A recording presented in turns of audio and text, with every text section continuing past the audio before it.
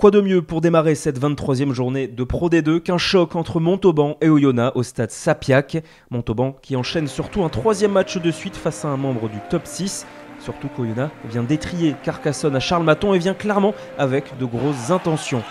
Mais ce sont les Sapiacains qui démarrent bien cette première période avec un bon ballon porté initié sur les 22 mètres d'Oyonnax. La combine entre Domenech et Chaput, la passe sur un pas de Bosviel, Sayers qui accélère, casse de plaquage avant d'être repris à 5 mètres de la terre promise. Cela va vite au sol, Chaput, Munoz, plaqué à 1 mètre cette fois de l'embut.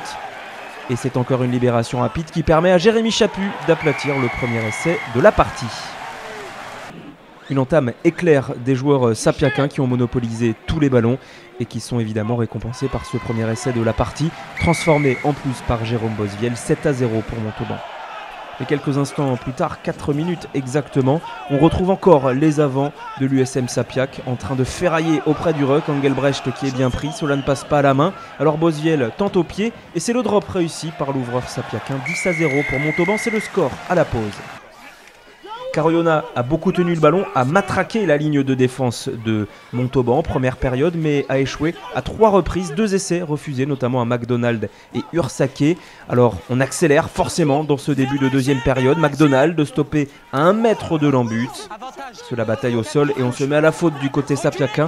Avantage en cours indiqué par M. Rousselet. Suivez bien Bilal Tayeb, le numéro 6, 3e ligne et capitaine d'Oyonnax ce soir, qui se met en place. On prépare la relance avec les avants. Et c'est aidé par Tison et Thuy que Bilal Tayeb inscrit le premier essai oyonnaxien de la partie. Un essai tout en puissance des avants d'Oyonnax qui récompense un très gros début de deuxième période. Cet essai est en plus transformé par Ben Botica, 10-7 pour Montauban. Mais Oyonnax est complètement transformé dans cette deuxième période et Montauban commence à fatiguer. Cela ouvre des espaces sur les extérieurs pour Tim Giresse, deuxième essai pour Oyonnax.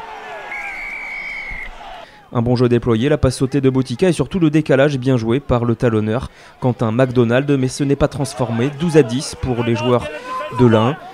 Le moment pour Montauban de se réveiller avec cette percussion de Vaotoa et surtout la faute au sol de Mirtz Koulava. Le pilier georgien qui empêche la libération du ballon, mais qui n'empêche pas Jérôme Bosviel de marquer 3 nouveaux points. Montauban repasse devant 13-12. Sauf qu'Oyonnax est toujours dominateur dans cette deuxième période et s'installe de nouveau dans les 22 mètres de Montauban. On a dépassé l'heure de jeu. Audi qui anime auprès du ruck, la passe au contact pour Ben Botica et le 3e essai oyonnaxien. Et c'est transformé par l'ouvreur néo-zélandais. Oyonnax mène 19-13. Sauf que les Oyomènes vont craquer en fin de match, notamment en mêlée. Bosviel a déjà rajouté 3 points et après un nouvel effort de ses avants, l'ouvreur sapiacin égalise juste avant la fin du match. Un match nul qui résonne comme une défaite pour Oyonnax qui ne briguera pas la première place de Pro D2 ce week-end.